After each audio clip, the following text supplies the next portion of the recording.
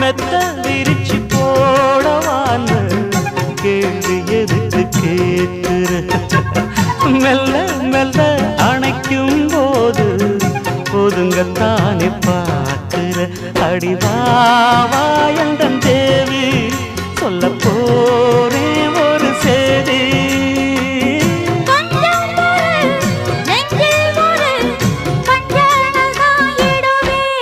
நானாத்து மேட்டு தோப்புக்குள்ள அடி அந்தி சாயும் நேரத்துல